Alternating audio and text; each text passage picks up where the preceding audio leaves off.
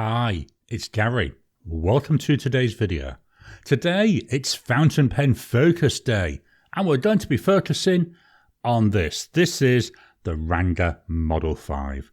And if you've been watching my videos for a while, you'll know I refer to this as the big boy because it's a very big pen. Join me now down on the mat. We'll take a look at the pen, we'll have a walk through the body, we'll do some size comparisons, some weights, some measures, a writing sample, and then I'll give you my thoughts and scores on this pen.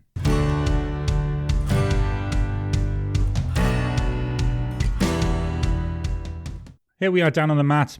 Here we've got the Ranga Model 5. I'm just going to slowly turn this around. This is in the green stripe material. I quite like it. It's unusual.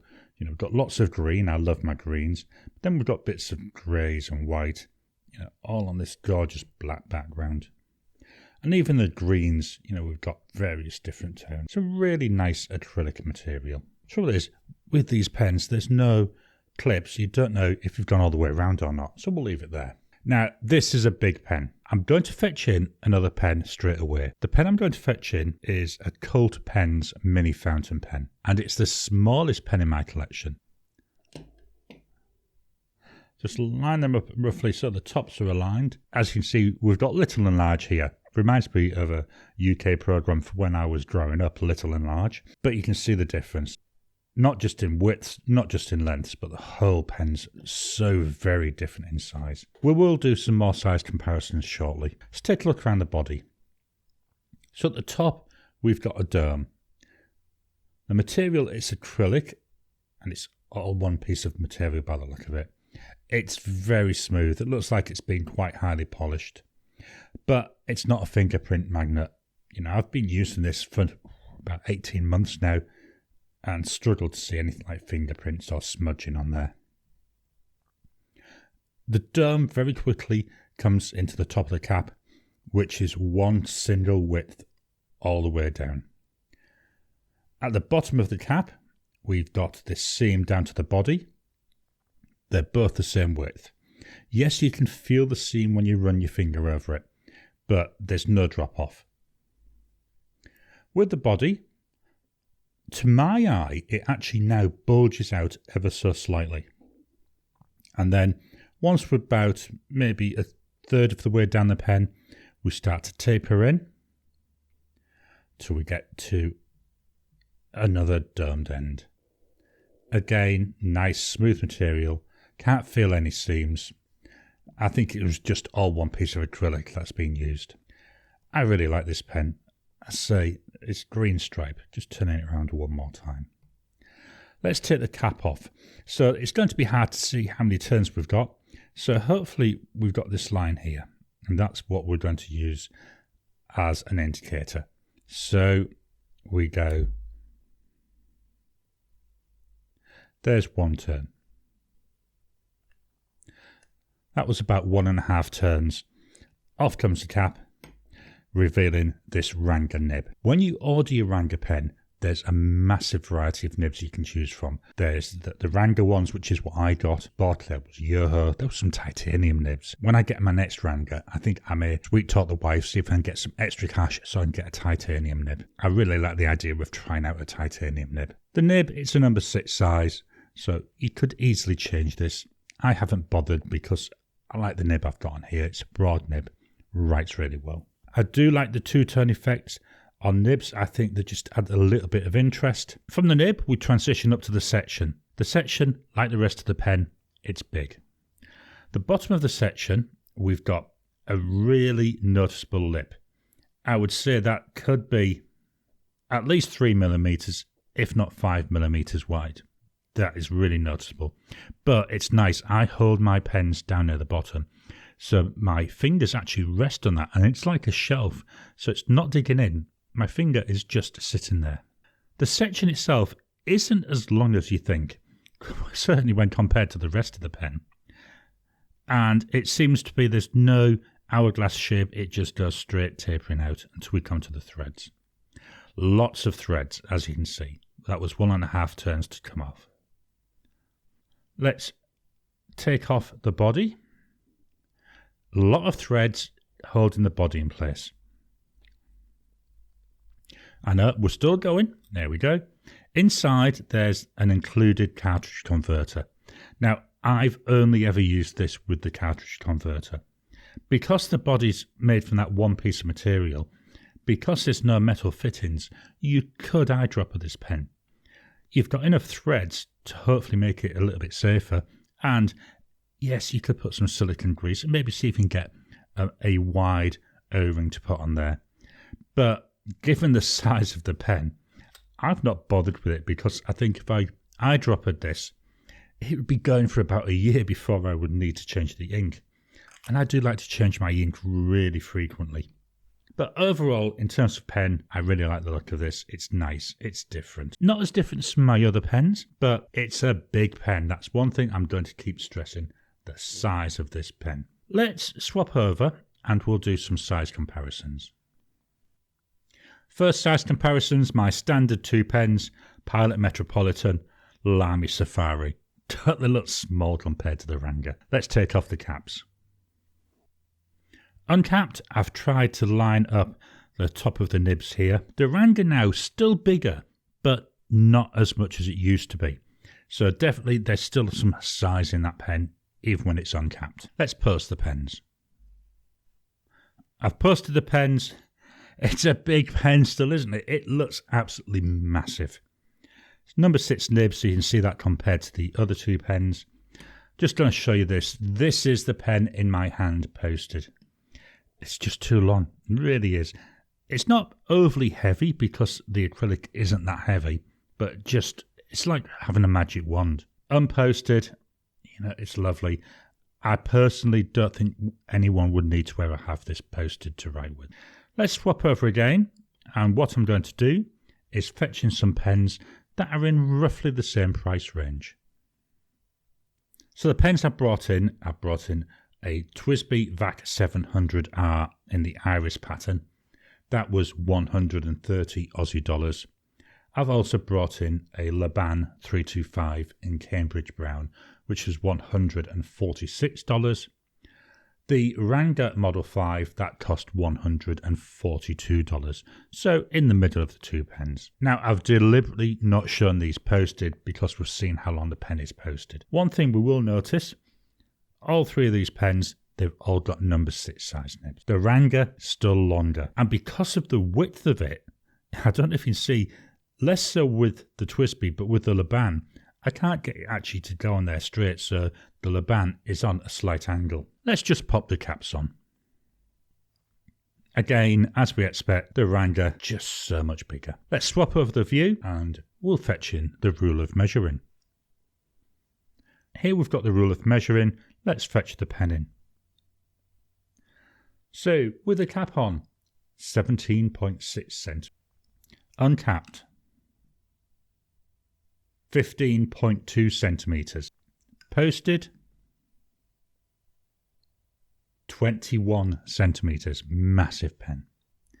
Widths, so the width of the body at the widest part, and so that means the width of the cap, that's 1.91 centimeters. The section, the narrowest part, is 1.21 centimeters, and it goes out to 1.39 centimeters. So the narrowest part is wider than a lot of my other pens' widest parts, if that makes sense. Let's pop the cap back on. Let's swap over now and fetch in the scales of weighing. Here's the scales of weighing. Let's take a look. So we'll start with the whole pen. 47 grams. Just the cap, 17 grams. Just the body, 30 grams. Remember, there is ink in the converter. Let's get this out of the way and fetch in the notepad of testing. Here's the notepad of testing. This is Ayush paper, nice Indian paper. Actually, quite nice. We're doing an Indian pen, aren't we? It's 100 GSM and it's a really nice fountain pen friendly paper. Let's do some writing. So we'll take off the cap. We have here a Ranga Model 5. It's got a broad nib. Cost-wise, 142 Australian dollars. The ink is by Oster, an Australian manufacturer of ink. And it's called Vine Leaf. This is the first time I've had this particular ink in this pen. And it's nice to experiment with inks. Yes, it's a green ink. Yes, it's a green pen. I just don't think they're a very good match for each other. I think the Vine Leaf for this pen is just too pale. I still like the Vine Leaf though. I like this ink. I've had it in a number of other pens and really enjoyed using it. Let's look at our drying times. So we go immediate.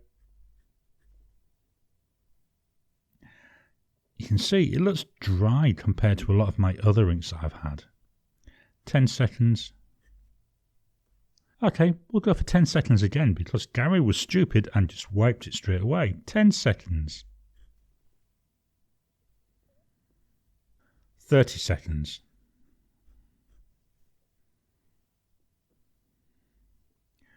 At 30 seconds, that's dry. I do find this is a particularly dry combo. And one of the, I'm not going to call the issues, but one of the things I found with this, certainly since putting the Vine Leaf in there, I left the pen a few days after inking it up and it wouldn't write. I had to prime the feed. First time that's happened.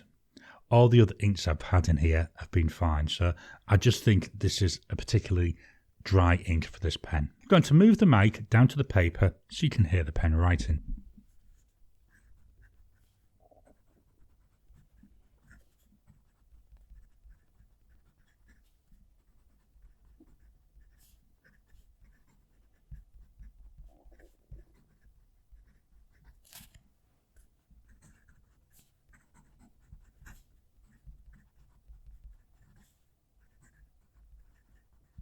This nib is very smooth.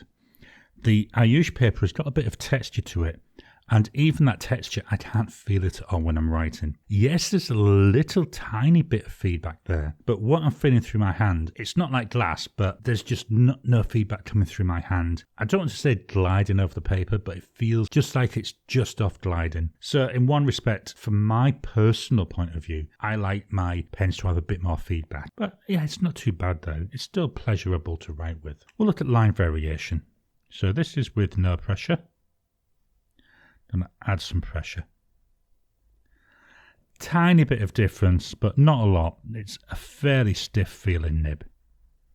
You know, where I do my figure of S's there, you can see there's very little in the way of line variation. Flow test.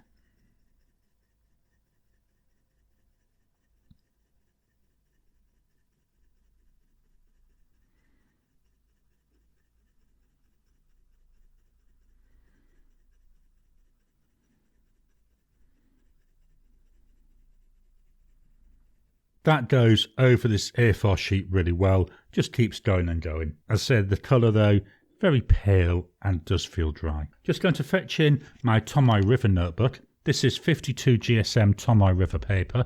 It's a Galen leather notebook. So here I am with the Model 5 and Robert Oster Vine Leaf. On here, still very bright. It's a bit, I would say it's like a limey type colour. Really bright. Do see some nice shading though, as we go down the page even. You see a lot more shading coming through there. Here's my line variation. Again, not much. Here's my wetness tests and my flow. On the very next page though, is the same pen, but with the previous ink, which was Dominant Industry Forest. Very nice. This ink, it felt like it was lubricated, so it was a little bit even smoother than what I'm feeling now. I like the colour of this. Again, not an exact match, but getting close as a match for the pen. And if we look down here, let me see if I'm getting both on the camera at the same time. We can see the difference in the wetness tests already here. So what I do is I do a hash, then hash and swipe through. I do a scribble across and then swipe it. Then I go scribble up and down and then swipe it. The flow test as well, keeping up. Really nice. Let me just fetch the pen back in. I'm going to fetch in the pen rest to hopefully stop it from rolling away. It's the downside of having a pen without that cap. It rolls very easily. So what are my thoughts and my scores on this pen? We'll start with pen looks. Yeah, the pen, it looks nice. It's nothing that you'd really write home about. It's nothing that you go singing saying, wow, look at this beautiful pen. And I do have some pens like that. It's nice, it's consistent. You know, it's nice polished. We've got some interest there in the colours and in the way the colours vary. Big pen, gonna give it an 8 out of 10. Writing experience. It writes really well. I say with this fine leaf, a little bit unsure, but I think that's because the ink, it's maybe too dry for the pen. Very comfortable to hold as long as you're using it unposted. Try posting it. Yes, it does feel a bit back heavy now, but it doesn't feel uncomfortably so. But, you know, there, take my fingers off and it's tipping. Take my fingers off there and it's sitting where it is. So, yeah, very long pen. I would recommend highly use it unposted. One of the things I'm going to say in this writing experience part, but to be honest, it could be in any of the sections, the pen's got a very distinctive smell. It's not unpleasant, and I think it's to do with the acrylic, but even after 18 months, when I pick this pen up and start writing with it, I get this smell, wham, straight into my face. So that's something to be aware of. But for writing experience, again, it's nice, consistent, going to give it an 8 out of 10. Ink flow. As we've seen here, got really nice ink flow. I did have that issue, which I've already described, where I left it for a few days and I ended up having to prime the feed, get some nice shading coming through. Apart from that one hiccup, had no issues with hard starts or with skipping. I use the cartridge converter. It's possible to eyedropper it if that's what you'd like. Ink flow, 8 out of 10. Value for money, $142. Seems like a lot of money, but you're getting a lot of pen for your money. It's another one of those pens, and it seems like I say this with all my pens. It's hardly been uninked since I've got it. It's a pen, especially when, like in the damp weather, when my hand's feeling a bit achy, it's a nice, comfortable pen to use because I'm not having to grip tightly. It just sits there nicely in my hand. Can be a bit unwieldy, especially for pen cases. If I fetch in my Galen leather, this is an A5 folio. This is where I keep my everyday carry pens. I have to use it in this wide side. Takes up virtually the whole of the length of the case. I can't even get it into the elasticated part. So, yeah, make sure I have to put it in there. So you've got to be careful with pen cases. If you've only got a smallish pen case, you're going to struggle to get this pen in there. Value for money, 8 out of 10 again. It's just nice, it's just consistent. So that means the total score for the Ranga Model 5 with Robert Oster vine leaf, that's 8 out of 10. I hope you've enjoyed today's video. Have you got a Ranga pen? Have you got a Model 5? What other models is it worth me looking at? Please drop a comment down below. What model Ranga pen do you think I'd enjoy using? Remember, I like the big pens. I like those chunky pens. Please hit the thumbs up button. Every time you like, every time you comment, just helps with the YouTube algorithm. If you haven't already, please subscribe to my channel so that you can get new videos as I release them. I'll talk to you again soon.